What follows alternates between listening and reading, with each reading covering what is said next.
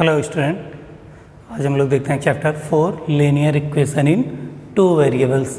तो सबसे पहले चैप्टर 4 की बात करें तो इसका जो नाम है लीनियर इक्वेशन इन टू वेरिएबल्स।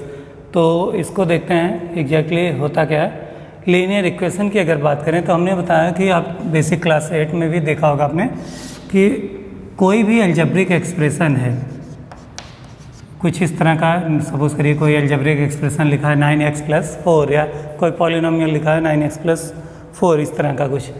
तो ऐसा एक्सप्रेशन जिसके लेफ्ट हैंड साइड और राइट हैंड साइड दोनों हो, या जो इक्वल टू समथिंग लिखा है, सपोज करिए इक्वल टू समथिंग, हम 2 हो गया, 4 हो गया, 5 हो गया, मतलब जिसमें इक्वल का सिंबल आ जाए और जिसमें left hand side right hand side भी आपको दिखे कि इक्वल के इस तरफ भी कुछ है, इस तरफ भी कुछ है, चाहे वो इक्वल के इस तरफ 0 ही क्यों ना हो, मतलब दो साइड्स होने चाहिए। मतलब एन अलजेब्रिक एक्सप्रेशन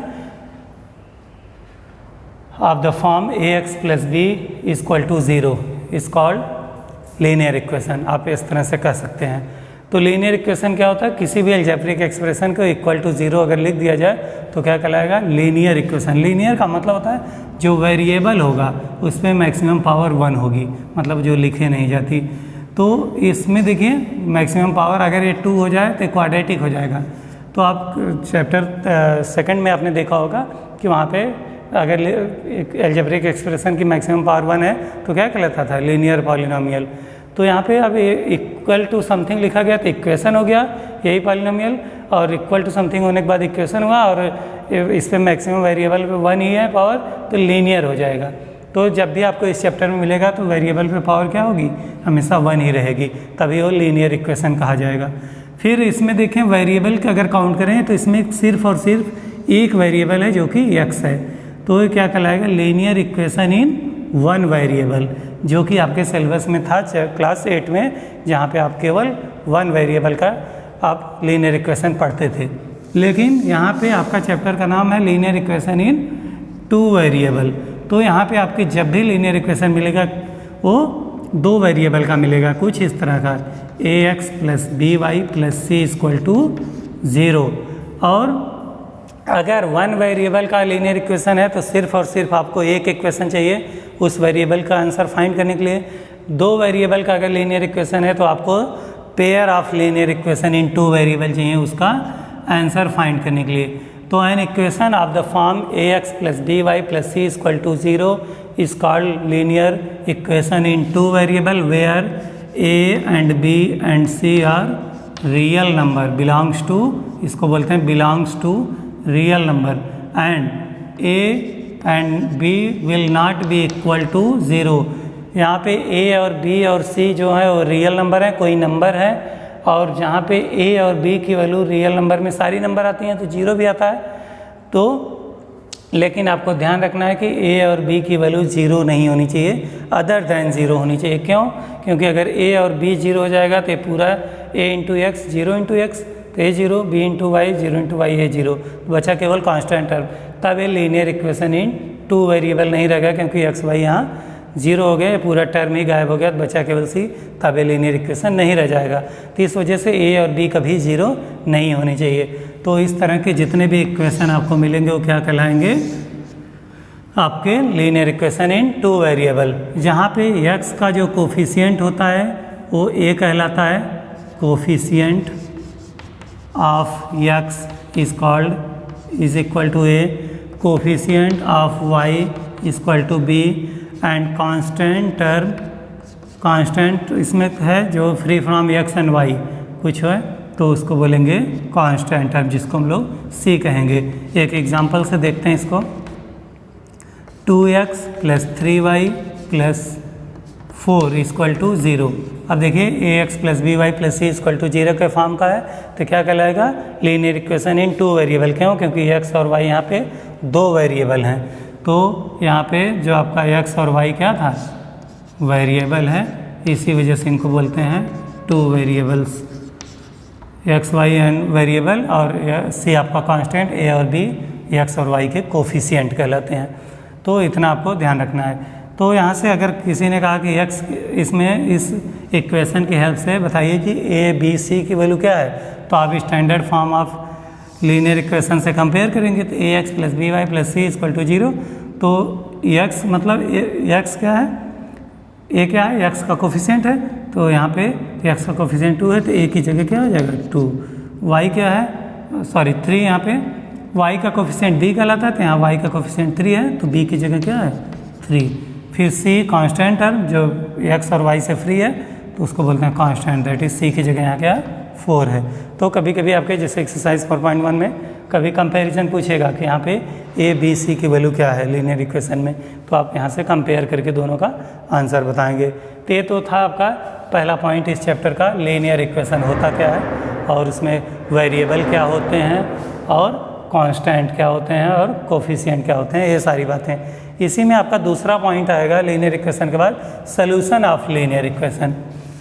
अगर सोल्यूशन ऑफ लीनियर इक्वेशन की बात करें तो जब भी आपके लीनियर इक्वेशन की सोल्यूशन की बात होगी तो सोल्यूशन का मतलब एक्स और वाई की वैल्यू, एक्स और वाई की वैल्यू क्या रख दें यहाँ पे, या एक्स और वाई की वैल्यू क्या होगी जो इस इक्वेशन को सेटिस्फाई करेगी, मतलब एक्स वाई की वैल्यू आप रखेंगे सॉल्व करेंगे तो 0 के इक्वल आएगा, वो इसका सोल्यूशन कहलाएगा। तो जैसे आपका क्वाड्रेटिक पॉलिनोमियल में था तो एक्स की वैल्यू आप क्या रख दें कि वो पूरा एक पॉलिनोमियल 0 हो जाए, तो उसको बोलते थे जीरोज ऑफ पॉलिनोमियल।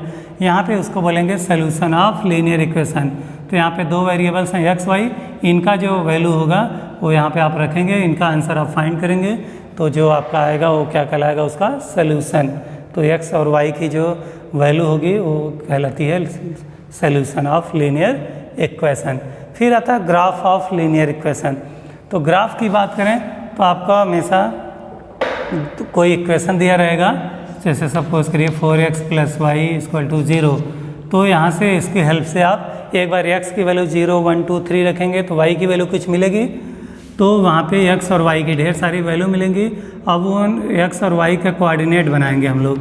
जैसे सपोज करिए अगर इसके सोल्यूशन की बात करें तो यहाँ पे जब भी आपको ग्राफ निकालना रहेगा तो वहाँ पे आप x की अलग अलग वैल्यू रखेंगे, 0 1 2, कम से कम आपको 2 वैल्यूज चाहिए, आप ज़्यादा से ज़्यादा चाहे जितना, तो x की आप अलग अलग वैल्यू रखते जाइए इस इक्वेशन में, तो y की वैल्यू आपको अलग अलग मिलती जाएगी। तो यहाँ से x की वैल्यू आप अलग अलग रखिए। सपोज करिए x की वैल्यू आपने 0 रखा तो पूरा 0 कर देगा तो y क्या हो जाएगा 0। फिर x की वैल्यू आपने 1 रखा, 4 1 जा 4, उधर जाएगा तो -4, तो x की वैल्यू 1 रखने पर y की वैल्यू -4। फिर x की वैल्यू आपने 2 रखा, 4 2 जा 8, उधर गया तो -8, y = -8। फिर आपने x की वैल्यू 3 रखा, 4 3 जा 12, उधर गया तो -12, y की वैल्यू -12। अब इनकी हेल्प से 0 0 एक पॉइंट मिलेगा x y एक्सिस पे, 1 4 -4 एक पॉइंट मिलेगा, 2 -8।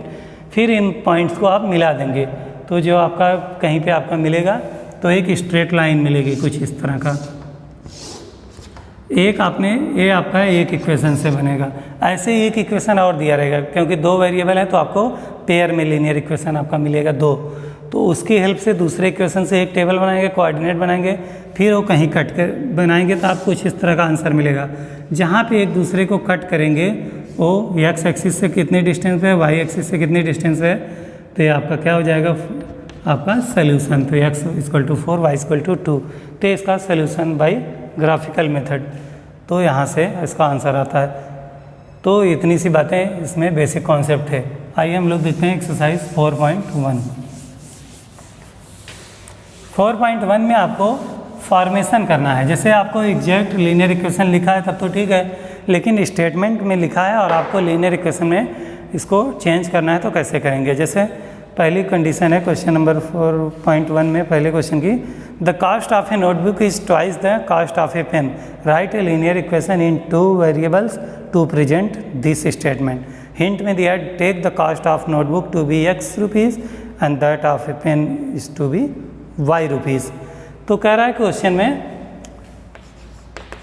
4.1 की हम बात करें तो पहले क्वेश्चन में कह रहा है कि एक जो नोटबुक है उसकी जो कास्ट है वो उसके पेन की कास्ट से 2 गुनी है, तो twice of the cost of the pen. तो कह रहा है कि कास्ट ऑफ नोटबुक आप सपोज कर लीजिए कि x रुपीज़ है। Let the cost of notebook is x rupees, तो and the cost of pen 1 pen is equal to y rupees. इतना आपको एक्स वाई, दो वेरिएबल आपको चाहिए तो दो आपने वैल्यू सपोज कर लिया एक्स वाई। अब इसके बाद अकॉर्डिंग टू क्वेश्चन, जैसे क्वेश्चन की कंडीशन है उसके हिसाब से इसको फॉर्म करिए। अब कह रहा है कि जो नोटबुक की कीमत है अगर एक्स है तो जो उसके पेन की कीमत है उसके 2 गुनी है। पेन की कीमत वाई है और उसका 2 गुना 2y, 2 इंटू वाई। तो यहाँ से ये क्या हो जाएगा, एक्स इक्वल टू 2y। अब हमें a x plus B Y plus C equal to 0 के फॉर्म में चाहिए, तो इस तरफ पूरा 0 करना है, तो सारी वैल्यू इस तरफ ले आएंगे। तो एक्स माइनस 2y इधर हो जाएगा आके और यहाँ 0 हो जाएगा। तो यहाँ से अगर हम कंपेयर करें तो हमारा standard form of linear equation होता है a x plus B Y plus C equal to 0। तो यहाँ क्या है, सी की वैल्यू 0 आ गई क्योंकि सी वाला टर्म कॉन्स्टेंट टर्म आया नहीं। A x plus B y equal to 0, क्योंकि वहाँ पे सी 0 हो सकता है लेकिन ए बी 0 नहीं हो सकते, तो यहाँ पे सी हमारा 0 आ गया। तो ये क्या है, लीनियर इक्वेशन का फॉर्मेशन। ऐसे ही कभी कभी आपको क्वेश्चन में दिया रहेगा स्टेटमेंट बेस्ड क्वेश्चन, आपको फॉर्म करना रहेगा। तो जैसे इसका सेकंड पार्ट है क्वेश्चन का, क्वेश्चन नंबर 2 का, इसमें कह रहा है कि लीनियर इक्वेशन में आप इसको स्टैंडर्ड फॉर्म में चेंज करिए a x plus B Y plus c के, और इसका कंपेयर करके ए बी सी की वैल्यू बताइए। तो आते हैं हम लोग क्वेश्चन नंबर 2 पे। अगर क्वेश्चन नंबर 2 की बात करें तो यहाँ पे आपको standard form of linear equation हमारा क्या होता है, a x plus B Y plus c. कह रहा है कि इसमें चेंज करके आप ए बी सी की वैल्यू बताइए।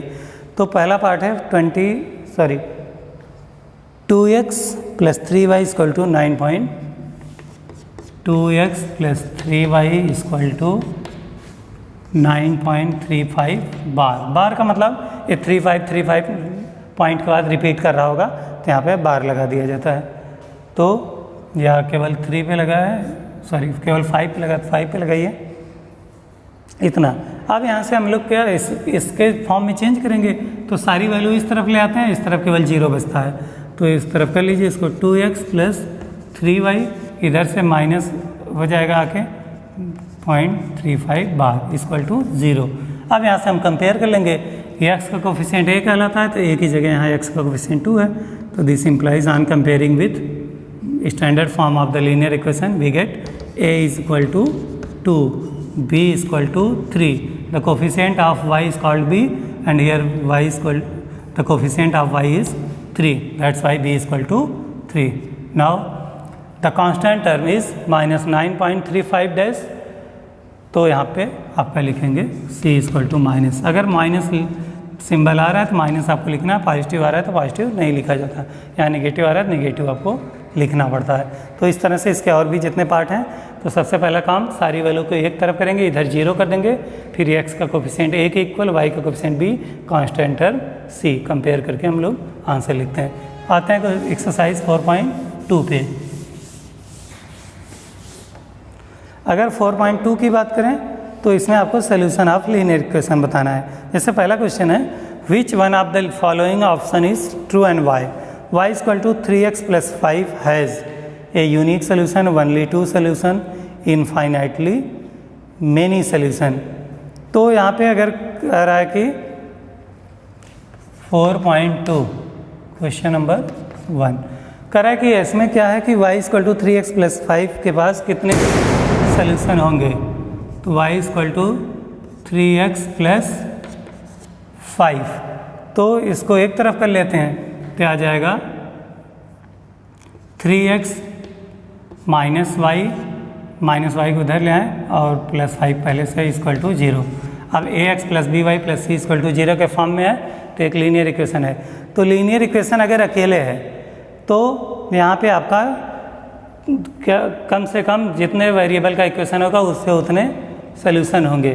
तो यहाँ पे सॉरी, अगर 1 वेरिएबल का होगा तो एग्जैक्टली 1 सोल्यूशन होंगे, और 2 वेरिएबल का होगा तो इनफाइनेटली मेनी सोल्यूशन होंगे। क्यों? क्योंकि x की आप अलग अलग वैल्यू रखते जाएंगे, y की अलग अलग वैल्यू मिलती जाएगी। ये आपका रीज़न है, क्योंकि x की वैल्यू यहाँ 1 रखेंगे तो y कुछ आएगा, x की वैल्यू 2 रखेंगे तो y कुछ और आएगा, 3 रखेंगे कुछ और, तो इनफाइनाइट तक आप रखते जाइए, इनफाइनाइटली मेनी सोल्यूशन आपके मिलते जाएंगे। तो आपका ऑप्शन इसमें थर्ड सही हो जाएगा। क्वेश्चन नंबर 2 की अगर बात करें तो right 4 solution for each of the following equation. तो जैसे क्वेश्चन नंबर 2 में आपका दिया है पहला पार्ट कि 2x plus Y equal to 7, तो 2x plus Y equal to 7, इसके 4 सोल्यूशन लिखने हैं तो आप x की 4 वैल्यू लिखते जाइए, y की 4 वैल्यू मिलती जाएंगी, जितने आपको चाहिए यहाँ पे आप रख दीजिए। तो यहाँ से x की वैल्यू 1 0 से स्टार्ट करेंगे, 1 2 3 रखते जाइए। यहाँ पे आपने जैसे ही x की वैल्यू 0 रखा तो हो जाएगा पूरा 0, y की वैल्यू आ जाएगी 7। फिर x की वैल्यू आपने 2 रखा तो यहाँ पे हो जाएगा 2 इंटू x की वैल्यू 1 रखा, 2 इंटू 1 2 हो जाएगा, 2 उधर जाएगा तो 7 माइनस 2 5, तो y की वैल्यू आ जाएगी 5। फिर x की वैल्यू आपने 2 रखा तो 2 2 जा 4, उधर जाएगा 7 माइनस 4 3 बचेगा, तो y की value 3।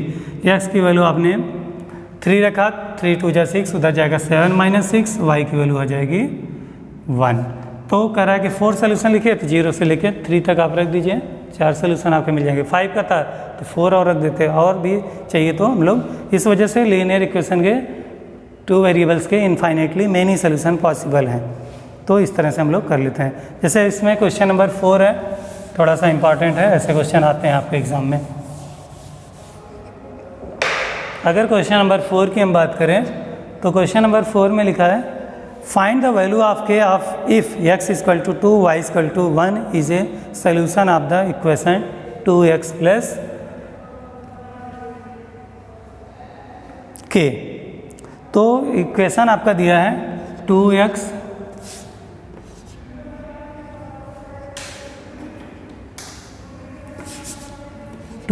Plus 3y is equal to k, ये आपका इक्वेशन दिया है और कह रहा है कि इसमें आपको वैल्यू बतानी है k की। अगर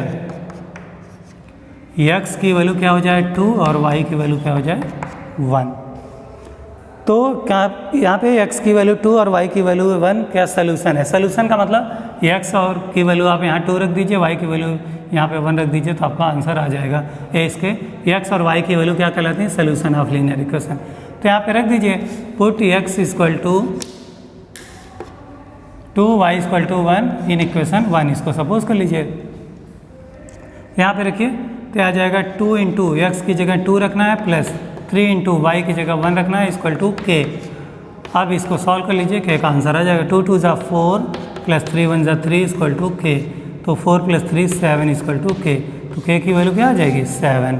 तो सोल्यूशन जब भी इसका मतलब आपको दिया रहेगा वैल्यू, तो आप यहाँ पे तुरंत वैल्यू रखिए, आंसर आपका आ जाएगा। कभी कभी आपका कोऑर्डिनेट के फॉर्म में दिया रहेगा, कहेगा कि 2, 1 is a solution of given equation find the value of k, तो भी वहाँ पे x की वैल्यू आपको 2 रखनी, y की वैल्यू 1। जो पेयर में रहेगा तो पहली वैल्यू x की होती है, दूसरी y की वैल्यू होती है। तो इस तरह से भी आपके क्वेश्चन आते हैं, तो उसको भी देखते रहिएगा।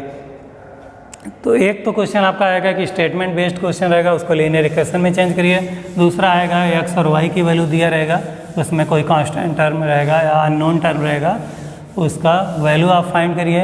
और तीसरा क्वेश्चन आपका बनता है ग्राफ के आपके, जैसे एक्सरसाइज 4.3 की बात करें